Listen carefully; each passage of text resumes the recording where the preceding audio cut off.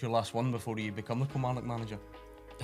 I'm having a great time here. Obviously, the other night didn't go as well as we wanted, but it was the same in the first leg against United. We have not given up the ghost. We still believe we can do it. Did you give young Jamie Lowe his £100 that you promised him if he set a goal up for you? He was paid before he got off the bus. Good. He was paid. The kid was paid. Biggest tip. So, I said to somebody the other day, I don't like lessons because I feel that taking on too much information, too much thinking, I go against my natural stuff. I don't want to listen to anything. And my argument was, if you put Scottie Scheffler and put a mask on him and took him into a pro and says, hit a shot, and his feet moved the way they did, they would say you need to short your feet out for a start. So I've just compared myself to Scottie Scheffler. You know more of Jim Furyk. Jim Furyk. Welcome to the warm-up, brought to you by William Hill, a proper supporter of the SPFL. Delighted to have two top guests with us. They've been on before, they're back for more. Brian Graham and Charlie Mulgrew. Hope you're both well. As always, co-pilot Steven Naismith. Is this your last one before you become the Kilmarnock manager? I'm having a great time here. Going straight in. I know you're flaming straight in. This is it. There was nothing else on the agenda. I'm here, and I would also like to say we're not filming this in Spain. It's just the weather's been that good that we've all got a brilliant time. So let's move on. You can try all you want. I'm digging in here. What's happening? What are you telling us? Not my things haven't changed. I think I'll go serious for you and give you a good answer. Let's do it. I'm enjoying the time out, and probably will come on to talk about it. That it takes over your life management. Whether you say life work balance, it doesn't. It's on your mind all the time, and I loved it, but I've loved my time out. So I think I'm at the point where everything needs to be perfect for me in terms of the right club. You believe in what it is and you're going to make a difference. And that's where I sit. So I've spoke to clubs in the past and I've just felt it's not been right. I'll probably speak to clubs in the future, and if that changes, then my mind will change. So that's where I'm sitting, but I'm really relaxed. I really enjoy my life at the moment. Does that satisfy you two? You want to press him anymore? I think he answered it quite well, but the fact of the matter is, he was a kind of legend at Kilmarnock. He came through there. It does all make sense. He might still have that feeling of going back there and that's to be why the manager. everybody's putting me You as used a to travel a favourite. bit though. You live in Edinburgh, didn't you? That's where it is. I'm very relaxed, and that's I get where you, it's mate, at. completely. That's the one thing. See, when you're a coach and you're now experiencing it as interim, it's not full on in that you're under pressure all the time. It's you go home and you go, right, the night I've done my work, I'm going home, but you're sitting watching TV and then you're going, the morning's meeting, I've got this to do, I need to speak to him, right, I want to watch that. And the telly's on, but you can't concentrate. Everything in your life takes a back seat, whether you like it or not, and see, for me, that's got to be the way it is. That's when you're in a job, you've got to be 100% committed, and that's the focus, and that's why it is so intense. So see, when you come out it and it's relaxed and you enjoy it, but the buzz of me being a manager and what I believe I can give when I'm all in, I think I could be a success, and I think my first year shows that. So that's where I am, but I'm not putting any pressure. I'm not going to just jump into a football club just to get back in. I don't think that's the right thing to do. So definitely not the right time to go back in, or could be one round if the right opportunity No, came. if the right opportunity comes and it ticks everything and I go, right, I'm ready, then I'll do it. I think another thing you do when you come out of a job is you look at what you've done, where you were at the start, what changed when you were in the job, and then when you're out of a job, the amount of people that will text you and say, by the way, my door's open, come in and see. I've done a wee bit of that. I think that's such a good learning experience to just see guys who are more experienced, see guys who have a totally different mindset on football and how it should be played. Going and watching that and taking what you can from them is a massive part of development, and I think I'm at that point at the moment. So I enjoy all that. I'm learning, I'm reflecting, and Time will tell. Yeah, that is. It feels fair to leave it there. I just don't want him to mug us off if he's got the scarf above his head next week. We're supposed to be his best pals on here. He's not closed it though, has he? You'll be in his assistant. I was hoping for that. I've been waiting on the offer. Set piece coach. Charlie's not happy with that. He was hoping for an assistant gig. He's in the golf course. I'd say he's Nice been, golf course he's I'd been say there. he's been quite clever there. I think he's. No, we spoke last week about you saying, I don't want the stereotypical answer. That's a genuine honest answer, one. and that's where it sits. That's believable. Play him off. Aye, I like that answer. Well, Finn, in a similar vein, you've obviously come out of management. I know you've spoken since about, kind of realising that maybe bits of it weren't for you and whatever. How do you look back now with a little bit of I a completely understand space? what Naisy's saying there. I mean, you're waking up at 3 a.m, no doubts about it. Get up to the toilet middle of the night, and it's the first thing that comes into your mind. Where am I playing him? Where am I playing him? I need to speak to him.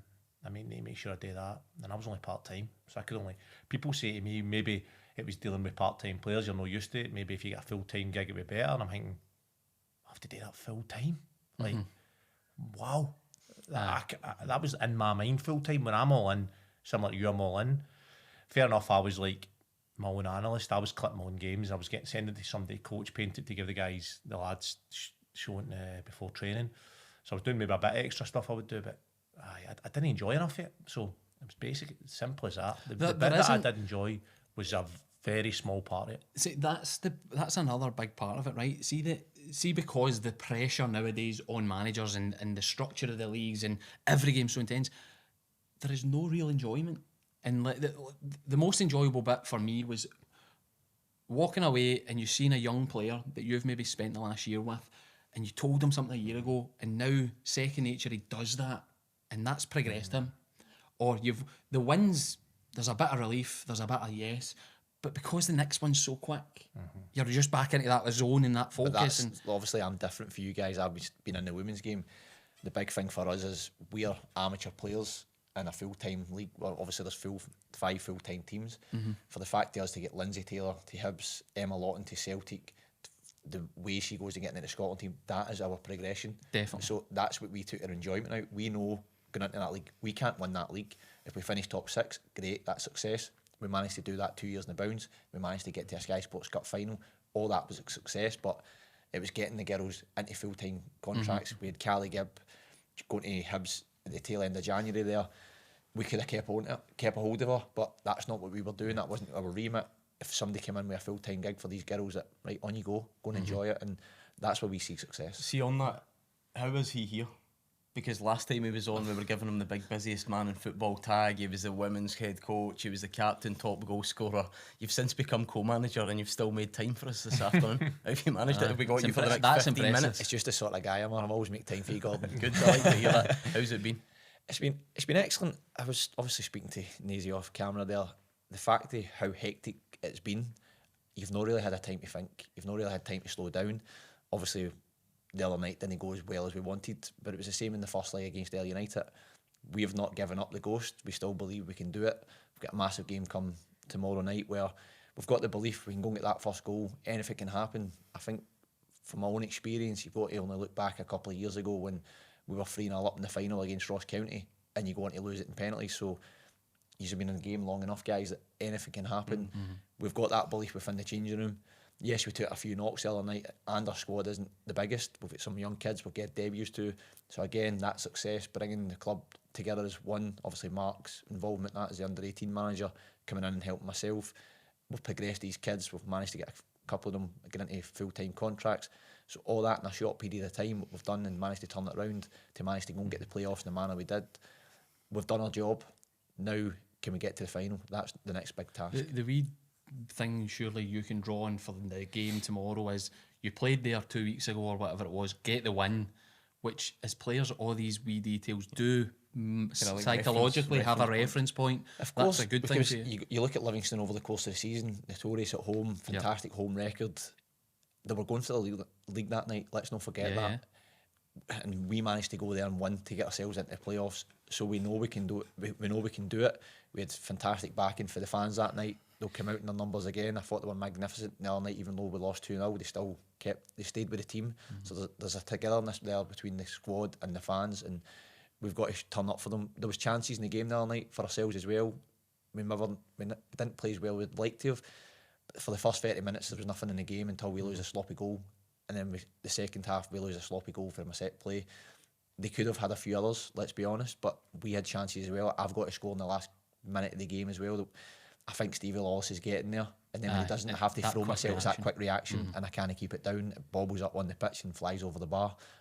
9 times out of 10 that goes in the back of the net. What's that balance been like for you? Like, because you're obviously experienced. We'll call him experienced, right? You've kind of seen it all as a striker, the expectation to score, where Friday night's amazing, and it's, you know, Somerset Park, you score the goals, you've got the T-shirt, the 100 goals, and then a couple of days later you're beating yourself up because you miss a chance. I know, you know, you've been there as well.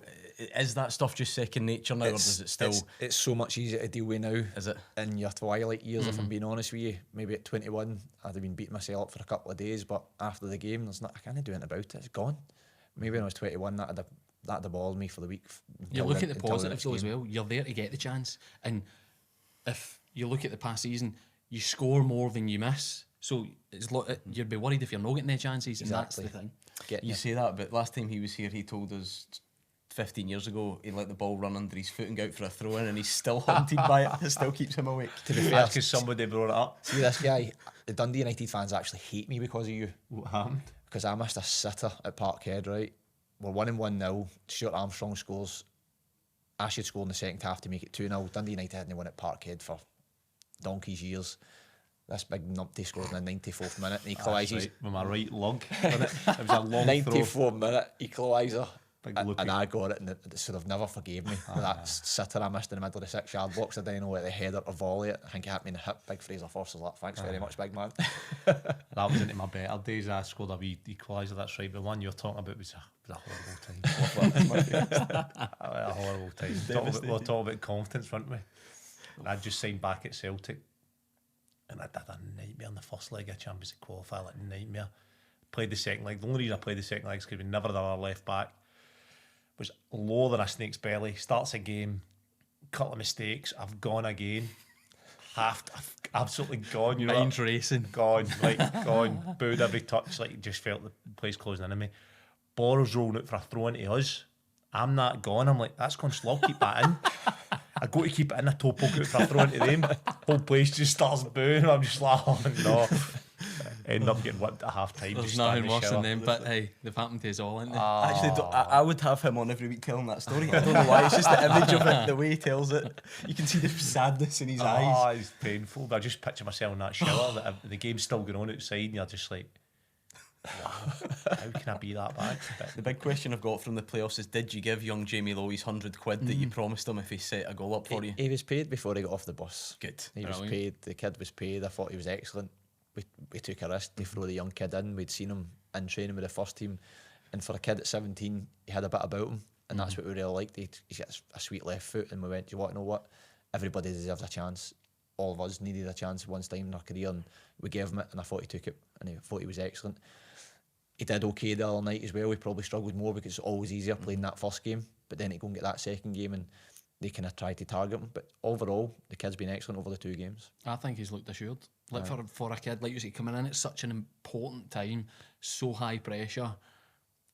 The easy one's the first one because it's you don't really think about it, everything comes off. But I think he's got, like you said, that wee bit of confidence to know I can play here, I can do it. What about Brian Graham carrying £100 cash to games? No, a bank transfer. It's the modern way. I had to ask him for the details. But The game's changed. His You're reaction, transferring money on the Gordon, his reaction when we told him he was playing, he's like, oh, brilliant, great experience. That's class. So you see that right away, you just knew he was ready. That's not how he was feeling, no, was he? So great experience. No. That feeling you get told you're playing your first game. Wow. What was your first again? I went and won to Dundee United. That's right, yeah. Aberdeen versus Dundee United. Did you ever have so this used to be a thing, right? Somebody told me about it, so I knew about it, right? But first time on the bench and that. And so you're overthinking everything. I've got my top, my shin guards, my laces tied, right? Shit, the gaffers just look round there, right? I better look as if I'm interested. Everything's going through your mind. And then you'll go out for a warm up, and then the old seasoned pros out there warming up, and he's like, "Gaffers just shouted you." Winding you up. Aye. See when it happens, it's amazing to watch. But see when you're in the other end, oh, man, Gaffer's just shouted you, so you're running down the sideline. Zapping when he looks at you, he's like, sit down, me man. Honestly, and that awkward, you see it so many times, they're like, they approach a gaffer. How does this work? So I said, did you shout me? And then he Aye. goes, no, I didn't. Just that. Amazing. I don't know if it's enjoyable when you're in the midst of it. The playoffs are great, though, aren't they? So, like, you know, and even down the league, Dick Campbell's yet another promotion potentially, and it's Game on. It's brilliant, isn't it? Game on, and they're playing obviously what you would say is the toughest opposition. I never expected them to have the lead going into the set. I thought it would be tight because of his experience, but they've got a real chance, which is unbelievable. But you say it's unbelievable, but it's no because his experience. He's brilliant. He's so good at managing. It's great when it comes round, though, isn't it? Because a lot of the issues have maybe been settled. I mean, if our like sort of headline is always going to be who wins the top flight, we've known that for a while. It's great to have this like level of It's excitement brilliant. at the end. People talk about changing formats and all that. I think what we've got is brilliant. Only thing I enjoyable. change is no 2 games. No 2 games because I get that, right? So somebody asked me that question the other day. They'd have been out. Like, no, so, I know, but the mindset's no, different going into them. So I don't mind them changing to 1 game, but I don't think it should be at their. So, for example, at Ayers, because they finished third, it should be a natural venue then, half and half. Get the crowd in, and you probably generate more money. I just think looking at the second leg of the Ayr game and the challenges both you and Bruni had with players, the fitness, that you're asking so much, of everybody. Yep. Whereas you probably get a better spectacle if it's over 1 game, because no matter at what stage of the game, there's something riding on that 1 game. Well, you've seen how cagey the first leg was at Exactly. Firhill, and then you've seen a totally different game at Somerset because everybody knew it was on the line. And that's what I'm hoping happens tomorrow night. Everything's on the line and we get the rubbery green again. Yeah. Right, let's go back to management. I will lay off you a bit. So whether it's him or not, who's the next Kilmarnock manager, it won't be Derek McInnes in the dugout this weekend. I think that's the right. I think that's the right. Is that the way the week's inevitable? gone? It makes it really awkward for everybody. I think the best case, and there's nothing riding on the game. Yeah. So whoever takes it, presuming Chris Clark and Burkey potentially charge it. That's you'll experience it. Taking a first team game as a young coach is amazing. You probably would have loved that wee taster before. So massive for them. It just takes the whole emotion out of it. Because, in my opinion, Derek McInnes has done a good job at Kilmarnock. He's took them from the Championship to Europe. So I think the fans should forget that as well. Do you know what I mean? What he's done for Kilmarnock, it's easy to just turn on him. I know there was a few boos in that last night, but where he's took that club's. But that's the reality of football. People forget the It's the success emotion. people have. And when once the dust settles, then they will realise how good a manager has been for them. But just touching on Chris Buck, they go and won the Youth Cup as well. Now he gets that wee bit of experience of going out in the first team dugout. So, no, all in all, I think it's the right decision. Did he start his son, you think? Well, he made his Number debut 10 last night, captain. didn't he? Cole came on right at the end of the Motherwell game, so he's made his debut now. So, No excuse. wee win bonus or a wee appearance. Right in there. Dad's getting half it. Are you surprised? Like, the timing was always going to be a bit awkward. Everyone knew these two teams were going to meet in the final day of the season. Are you surprised it didn't just all wait another week, or does it just have to kind of tick on before then?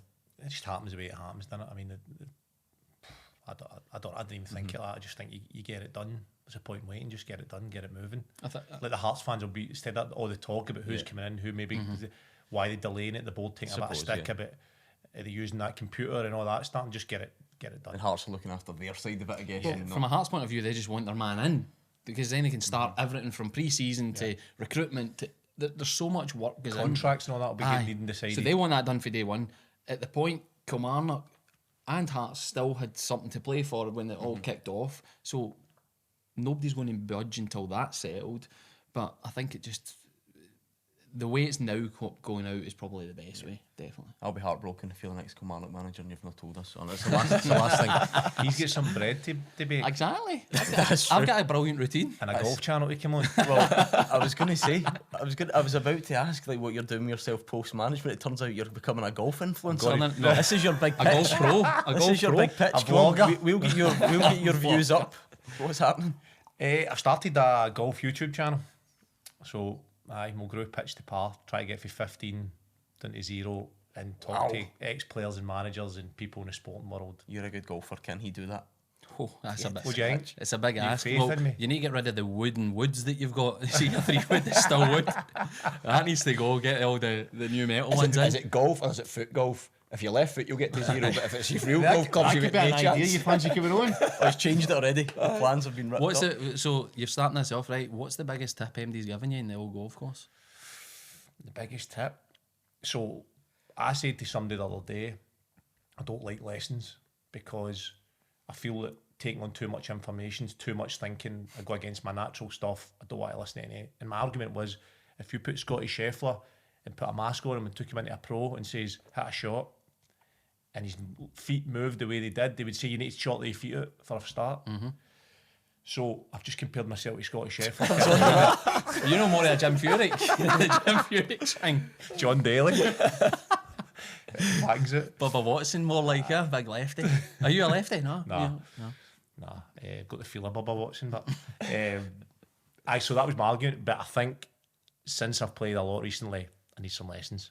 Right. Definitely need to get some information on And board. what- When I've videoed my swing and all that stuff, I've been watching myself back, and it's not great. no I bright. need- I need- It's no bright. It's not great. I need to improve, and I'm willing to improve. But And That's what's all, all that's all happening? you can ask you. You're willing to improve. That's it. What else is on it? So you're trying to get to 0, but So I'm trying to what's get to it- 0, and then I'll be talking to hopefully yourself. You've got no time. Don't even think about trying to go on it. And I just want I talk to players and right. So talk to them about their career and talk to them about their golf game, and I think hopefully Tell a you bit what. more relaxed on the course and we can play. Gordon Get a couple of DL good loves his guests. golf. Get Gordon DL in the Gordon golf DL. course. Keep him away from it, I would suggest. John Higgins has agreed to come on. I've put golf with John Higgins before. Have you? Any It's a good? bit weird when he get down on the green. I thought, a snooker cue. I thought that went against Still beat etiquette, quite frankly. But any of your ex-teammates proper good? Scott Brown's a decent golfer. He's in the pipeline potentially. I played with Gary O'Neill at Norwich, and he was Might be proper. He was at one point at his club. He was a few shots off qualifying for the Open. Seriously? I think remember something hearing along that, that. something along those lines. Gary Hooper's a great golfer. He's one. And by the way, the other Don't day, hear from him very often. I think that'd be a good one for you. Rory McKenzie +4. is he? Good Ayrshire guy as well. Aye. Oh, +4. That's Callum pretty good. Davidson. Aye. That's another At the one. top. Anyway. Somebody I met the other day. I can't tell you how I met them. Something was happening. Tiger Woods. I was going to say it's very suspicious. No, Henrik Larsson agreed to come on. You're throwing some big names out here. Big I love that. promises. He did, but then 5 minutes later, as he was walking away, I says, "Remember that?" And he went, "I speak to my agent," and just walked on. So he may have just been stringing me along, but he'll be getting a phone call. Aye, definitely. Good, we wish that you sounds well. good. Subscribe to this channel first, obviously, and then subscribe to Charlie's. Right, anyway, so we're kind of in between a nice busy fixture card midweek. We spoke about Derek McInnes and Kilmarnock and Hearts, but the difference there is there was nothing really riding on the games for them as such last night. What about Hibs securing third? We've been speaking about it for weeks, where they've come from and where they've ended What up. a job David Gray's done. Unbelievable. He nearly looked happy as well. Where he was. He looked happy when he was on their shoulders, man. To be fair, look that's how fickle football is. He was so close before Big Bashiri scores that equaliser. He would have, it looked like he was getting the sack. And for the two of them, Bashiri and David Gray, for that What a moment on. turnaround. Amazing. Now, listen, David Gray will always be loved at Hibs for his goal in the cup final, granted. But what he's now done this year, real sticky patch. But you've got to give the club credit. They stuck by him. Not a lot of people do that, especially in management. And now look where they are. He's had a fantastic season, and as an ex-teammate of mine, I'm delighted for him. It's a great. Well, I think we've almost said so much on it, but now that it's just secure, because it could have obviously, it was still there. Aberdeen might have pipped them. Well, 3 months out, I actually thought out the 3 teams when it's still possible, I thought Hearts would kick on. That obviously didn't happen. But then Hibs get that. The 17 games isn't just they've played Celtic, they've played home Rangers, and away they've and played stuff like every that, day. yeah. So that in itself is a brilliant. His calmness. I actually texted him after last night saying, enjoy Saturday, because it's probably one of the only times you can actually go into a game and just feet up, enjoy it, and it's just a nice day. But it's brilliant achievement, and credit to him and his staff, because when it's so tough, he's had that just calmness. And Malky Mackay and the board as well deserve credit, because they gave a young manager the job. They always obviously believe in what he's trying to do through times where people are gone for his head. Also remembering that the Black Knights came out, and remember at the start they were a bit questioning.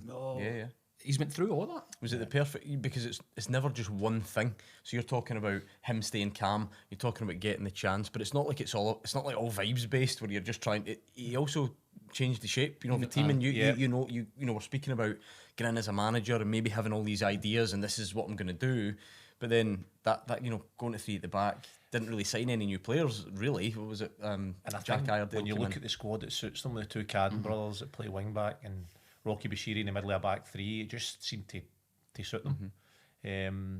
So credit to him for that, for recognising that. But even before that, I think their stats and their XG and all that was really good. I remember if the speaking to game him. finished at the start of the season, that's probably one thing that the board would look at. See if a game finished at 85 minutes, they were sitting top 3 of the league.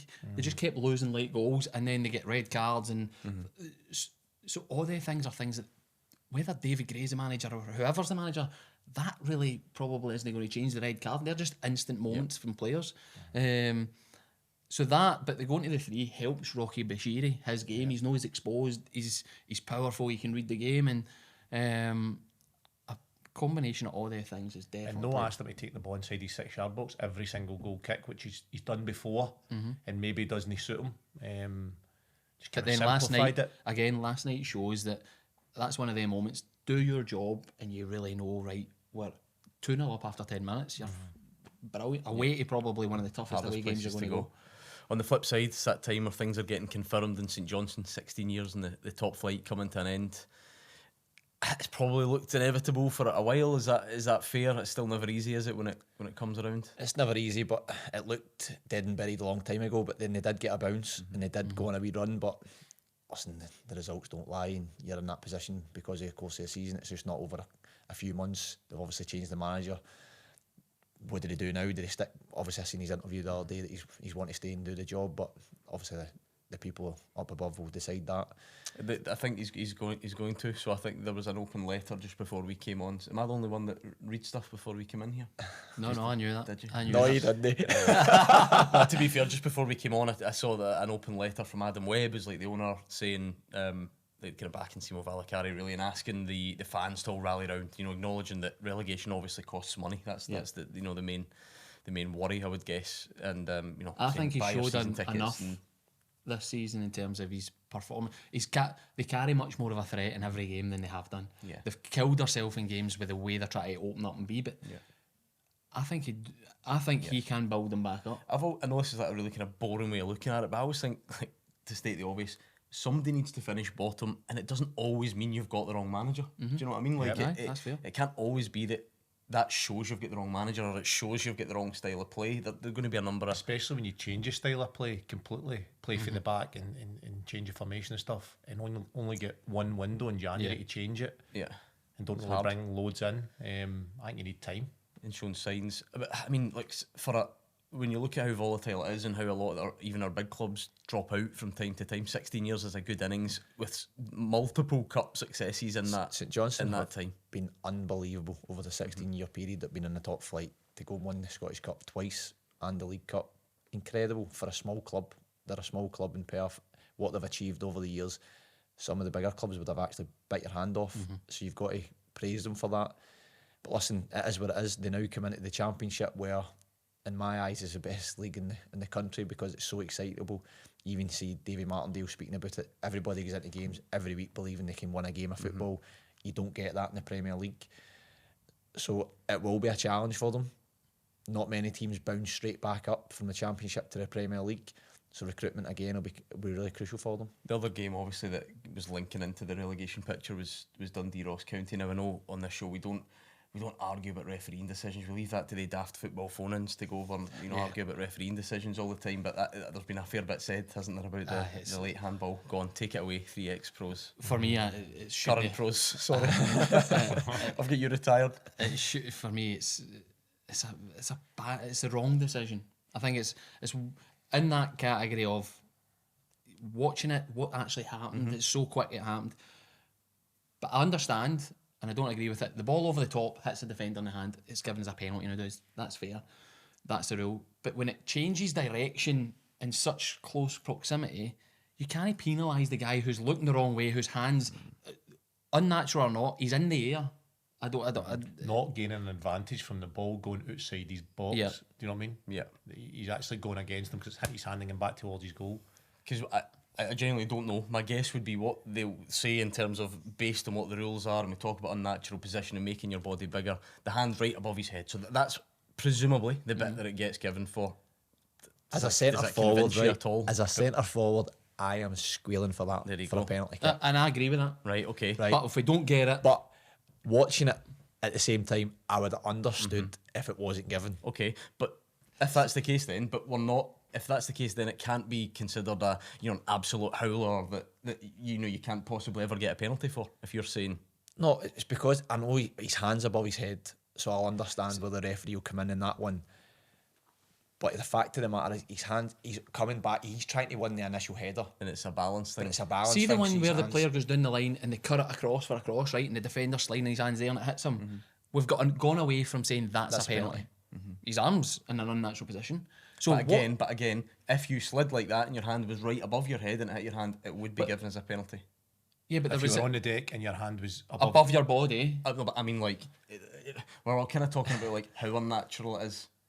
I know, but How is that such a grey area? And that's probably why he's a striker, Aye. and why as a player that's attacking the box would want. you see it one way. You would want a penalty because you See, know there's yeah. a grey area, so you know that Aye. if you scream at the ref and enough, he might go and give Yeah. it. Whereas the grey area needs to be clear. What is the rule? And I do Is- understand the point of VAR and that they're listening to the referee and they're listening to what he says. Yeah, that's unlikely to get overturned. I know that sticks in people's throat, but that's unlikely to get overturned. The real question is, do you give a penalty in the first place? Aye, And and you're that's where thinking, I don't think it should have been. So did we not bring VAR in? He tidy these things up. Yeah, but All it's right. not to re-referee the game. It's to a mistake of the referee. And that is a frustration. And I that's a get why you're asking, but you're looking for, in theory, and I haven't heard it, but in theory, if the referee says his hand's above his head and the ball's hit his hand, unnatural position. the VAR can't contradict that, can it? Because that That is is what what happened. happened. Aye, so But it's such a difficult one. You're because feeling pretty hard done by if it goes I'm against you, yeah. If I'm the Dundee manager, sorry, I'm fuming. Aye. Because Feel there was bad so for him. much on the line last night. And it's it's no 2 minutes into the game, 20 minutes into the game. It's the last kick of the ball, man. Aye, There was it's so much on the line, and Which that's then- where everybody then jumps on the bandwagon with it. And that's what makes it feel worse, because not only is it late in the game, it's late in the season. Now, obviously, you might get a decision on the first day of the season. That's the point of a league. It's not like a decision on the final day relegates you, because that, that. But it doesn't feel that way, does it? If you're a fan or a player, you kind of feel like the ones at the end of the season. And the mindset though, Dundee, guarantee you on that pitch, Dundee players are like, we're nearly there, we're Safe, there, yeah. we've got this, we've done it. Boom, totally changed. You're now in a dogfight, one game to go, winner takes all, to see what happens if you're in the playoff or not. It's going to be exciting. you're playing Maybe away not for Dundee or to Ross St County, Johnstone, but which is a bit of a derby as well, and they've just been relegated, so they'll come out swinging, come out fighting, and obviously they've put the statement out that the manager's staying, so they're going to be fighting for him. Obviously, might be players out of contract, try to show that I need Ross a new County at contract. Ross County are at home, so all these wee things, you just don't know what's going to happen. it was an interesting night in a number of ways. We're talking about things that are confirmed, the things that are still going to roll on to your former teams, Aberdeen and Celtic. Aberdeen better hope that's not a rehearsal for the cup final. Celtic are just relentless, aren't they? I think it's credit to Second Brendan. string team almost, wasn't it? Well, that's what I mean. Brendan Rodgers, we look at it as a second string team, but they players know that there's a chance of getting in that cup final team. There's a chance of getting in this team for the final day of the season because of the way he manages. I mean, he left Kuhn out for 2 games there when he was arguably one of the best players in the season, had a bad patch, but he wasn't scared to leave him out, whereas maybe other managers might have stuck with him, brought somebody else in. It was James Forrest, then he plays for a couple of games. So everybody knows stepping in there, young lads and everything, there's a chance.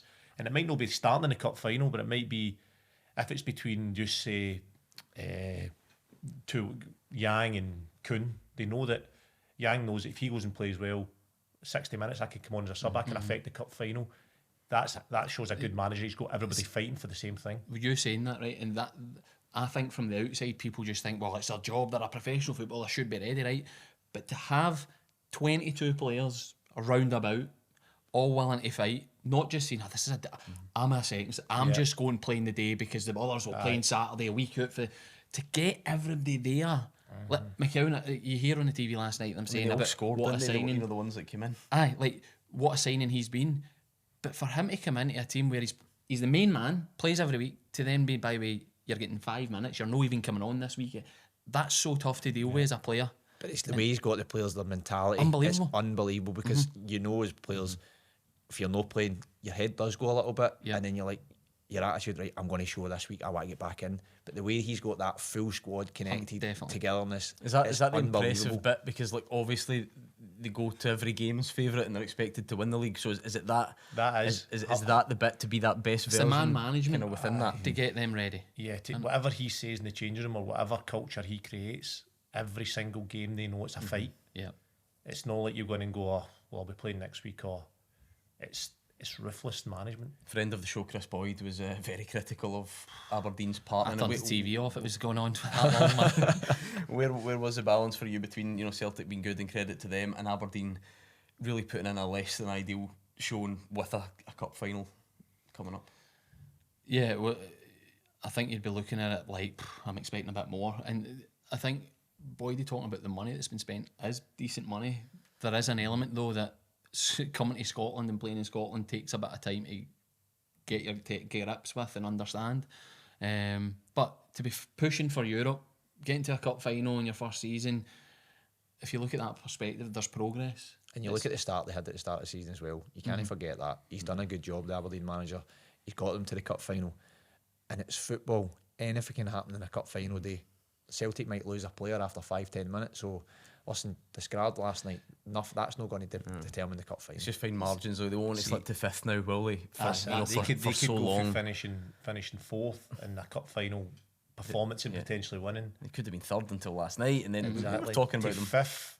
And if they get battered in the cup final, how does the season look? That's maybe the only thing you would look at last night. They needed to get something. They were the ones that had to do something to get third. And that performance, yes, you're playing against Celtic, but the performance was weak from an Aberdeen point of view, from where their performances have been this season at times. That's a bit about you're kind of questioning, well, how you're still going for third? The sort of knock-on effects of that, getting into the cup final, you think psychologically Aberdeen can just park it, there's no like scar tissue or anything, you just treat it as the one-off. And another thing, maybe some of the players are thinking, I don't want injured going into a cup final. I want to keep myself. That shouldn't be there because they're going in the league. I know it shouldn't be, but they're safe in the league. They were safe in the top six. They're thinking, maybe I'm wrong, just but maybe subconsciously a few of them are thinking, I'm not getting in for that 50-50 today, that could put me out the cup final. It'll be interesting this weekend performance because they can drop to fifth. What's riding on it? One last thing on the goal for the young striker at Celtic, Johnny Kenny's movement as a striker. Brilliant. You cannot teach that. That's just pure quality. It's the dart there and then right across the He's in so half. much control. Boydie never said it last time, but he's there's not a big movement, but he's in control the whole time. He knows I'm in perfect position. Defender's right there. Last minute, right across the front of him. What a header! Yep. Speaking of strikers, the much maligned, much discussed Cyriel Dessers is now the top scorer in the Scottish Premiership. Mad, innit? Independent. Brilliant. What I happens love this it. weekends? They might Strikers finish get it. it in the neck all the time because they miss a chance, but the big man stood up to it. And by the way, when you're at Rangers, and Celtic, you get criticised if you miss. Go and look at his record. Well, it's up to 50 goals now. Look at across his goal the two at Old seasons. Trafford. Chances. Olympiacos away. Stop it. What did he say? A million chances. Come on. So harsh, isn't it? Aye. I don't think you can take anything away from him. Look at the goals he scored. He has missed chances, but he's there. See, the one thing is, it's the impact in the games that he has missed them. Nobody else has came up with the goods. No. And that's what ends up being the highlight. He missed the chance. Whereas in the Rangers team I played, in the Celtic team, somebody else would score and your big chance kind of goes under the carpet. I'm just off the top of my head, has there ever been a guy that's finished top scorer in the league, but like it's become more about he should have scored more? Never really don't know if we've ever had that before. But it just highlights how poor Rangers have been at scoring goals. As a Because team. they've relied mostly on Cyriel Dessers. But they obviously care about it because there was he got penalty duties last night. No one gets penalty duties off James Tavernier generally. Much better than Morelos, in my opinion. Much better. Than what I've seen. He's a better finisher. I would agree with that. I think naturally Morelos was better, but I'm with everybody that Dessers deserves a place in the Rangers squad. The price tag, the what we've just spoke about there, nobody bailing him out when he misses a chance is the biggest thing that's cost him. I like his attitude. Just keeps getting back, never injured. always there, always faces They're up. never injured is a massive point. Always available. That's Faces it up every single time with the pressure of playing for Rangers. Credit to him, I think. But apparently right now, Maeda's running up and down the stairs at Celtic Park, ready to score 5 on Saturday just to end it. But again, you never know, because he was left out with a view to the cup final. So I know it's a kind of micro achievement in the big picture, but we've got a race for top goal scorer coming into the... No, aye. And by the way, players, I played with Boydie. That was the at top of matters, his list. especially centre forwards. Oh, It would to matters. you. Of course it Is does. that another season? It's another season. Done. Yep, back Another to one. back. Yep. Do you get something for that? Can we give him something? if Have you I got? I got something sent to me. I got Aye, one of the lovely. paperweights have been handing out this year. There we go. There was not much, because there was a few things that were sort of, nothing counted for various teams last night. The only thing I'm looking at, we spoke about Kilmarnock's part in it, that'd be Lennon Miller's last game at Fir Park, I guess. You kind of see the family on the pitch. Is that confirmed in No, that? it's No, just I there's a sound wouldn't like it, read didn't too it? much Just into big that part. assumption. Nowadays, but the last home game, Yeah, yeah. everybody has that. But there just would be an assumption. The manager anyway. spoke last night like that was the case, didn't he? After the game. Well, when put it I this way, heard does the anyone interview. not think does anyone think he's going to be a Motherwell player next season? I think it's time for him to move on. I think he's done what he's had to do at Motherwell. He's played a lot of games for a young age, and he's done excellent. He deserves a big move. How much does he go for? That's the Well, he's got a price year tag. left in his contract as well. So is there any? No, that speaks. Aye, exactly. It impacts your question, and also, it's got. But I think Motherwell- everybody in the Motherwell have got to stadium be a last selling night club. felt that was With his a last year game. left in his contract, Motherwell must sell him this summer. Exactly. That's exactly. How much would you, as a Motherwell fan, how much would you want? think He's it's in the 15 million category, isn't he? Scottish. He's that guy. No, I think 150 grand or something? it just is. I feel like the last year of the contract is an issue. I'd Then agree with that, yeah. I mean, it just has to be. But then they'll be looking to beat their club record. That would be that. So what if you're looking at Turnbull. 3.5 million for Turnbull? It needs to be upwards of that. I think would be the. He's younger. There's been so much hype, and if you believe the list of clubs on the continent, then it needs to be more than that. But I think they turned down more than that in January. So how much more can you squeeze out with a year left?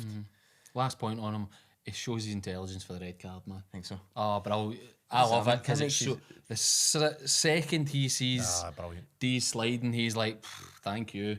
Takes his time over. that's his That shows maturity way That above shows an his years. experience. That's like an experienced player. He's been watching his dad in the back garden. Oh, wow. He stands like, come on in, I'll show you. There's the videotapes, no DVDs, there's videotapes. Yeah. Brilliant. Well, we're quickly on to another weekend action. Let's take a look at the fixtures coming up. We obviously spoke about Celtic last night. Charlie, did you like Trophy Day? I take it. Is it a nice, have you got any kind of standout memories of that? Is it always nice when the recognition comes along at the end of it? My memories are just a nice sunny day at Celtic Park, just getting the trophies, a good feeling, and thanking the fans for their contribution. Family on the pitch and all that sort of Family stuff. on the pitch, all that stuff. Aye, amazing The party memories. after it's brilliant, man. Aye. You know what's happening. It's good. It's Normally an early kick-off, so the day's longer. By 3 o'clock, Charlie's got his tap off running about around. Down the side of the pitch nowadays, swings. and then we spoke about how big does Dundee United Aberdeen become? That's the big fixture, isn't it? That's a massive one in the top 6. It's another Charlie Mulgrew derby, that. See, in terms of Hibs, Rangers, what we didn't do for the first episode in about 10 probably is the Rangers managerial situation with regards to Barry Ferguson. I think we've kicked the backside out of that. However, we've got a new name apparently on everybody's lips this week with Davide Ancellotti. It's a fascinating argument, this, isn't it? Because if you're talking about a coaching CV, it's kind of tough to beat the list of clubs. But it doesn't take a genius to point out he's never been a manager before. So, what do you think? Aye, it's. I think there's got to be something in it for the amount of headlines it's got and where the sources come from. But for me, I think there's a list. They're going to get through that list. What do you make of him then? Because like The we said, coaching it's side, the obvious. amount of top players that do speak really highly of him, I think brings a bit of credibility because footballers are made daft, right? See if somebody's trying to talk the game to you and it's a lot of rubbish, then you can see through them. The other part you said, but managing Rangers is a different prospect of just coaching. He could be an unbelievable coach, but dealing with that pressure and everything that goes around the size of club is the red flag. What did you make of it when you saw the reports? I didn't realise there was so many players that had spoke so highly of him. So I'm thinking straight away he's not get that experience to manage a team like Rangers, club like Rangers. The expectation, the fan pressure in play somewhere like Glasgow where there's not many places in the world like it. But when players like that are, if you're saying players are speaking, then straight away when you said that, I'm thinking, all right, okay, well, because as you say, players don't just make that stuff up. And Because Yeah, because on that we're brilliant at the cynical outlook here, and you see people going, just gets to follow his, gets to follow his. His dad's dad around. done everything. But He's not there for no reason. I was going to say, you have to assume that Real Madrid, Napoli, and Bayern Munich, they don't just let the manager's boy come, do they? Like surely those clubs don't operate Exactly. that way. And that's where I do a good gauge is hearing from what players are saying, because nowadays there is so much detail goes into coaching that you can't bluff it. You can't bluff it. You've got to have an understanding of it. I think the tough part is, say he comes in with a style of play, that does take time to get. Ange Postecoglou is the prime example of it. Losing, what was it, 4 or whatever early games. How mentally tough he was to go, no, this is what we do. That's the bit as a young coach when you've never experienced it before. The hard bit coming into Rangers is what's success for Rangers? Challenging. Challenging Celtic, but are they going to challenge? I don't know. Do you think does this maybe, though, give you a sign of maybe that Rangers are thinking about a slightly different structure where it is a head coach more, and they've already got a sporting director? Because if the main aim was to find somebody who understood the pressure and could handle the Glasgow spotlight, well, they just stick with the guy that's there at the moment. No, if that was the main box you want ticked and knew what it took to lead Rangers and all that I sort don't of think stuff. that is the main box, but it is an area that needs to have an attention to it, because so many coaches do come in and they maybe don't. Even an example, Cathro was in at Hearts, first job, head coach, really good detail coach. Can't deal with the pressure and that, and it doesn't last. It's now flying in the Portuguese league.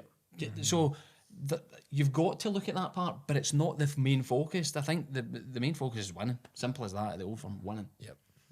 Who are the sort of coaches in the background then? Who's the best? You know, who's the guy that you've had that you just thought, this guy's unbelievable at, on the training ground? Is it just the obvious ones? You guys played under some big managers. Was it always them that sort of implemented that stuff, or other people? I think we'll probably have some similar things. Like Walter Smith took no training, right? Just stood and watched training. Kenny McDowell took it all at Rangers, but then the gaffer would just talk in a meeting and tell you how the day was going before it happened, and it happens, and you're like, "By the way, remember the gaffer said that?" Right? I mean, when he spoke, there was probably a pin drop. Well, if somebody walks it, so his man management was exceptional. Right, so you just had the. Do you know what I mean? I went to Everton and Moyes was there. His attention to detail part, you're like, oh my god, this is off the scale. And then Martinez comes in, who is total football. So the different elements of them are like, you're blown away by them.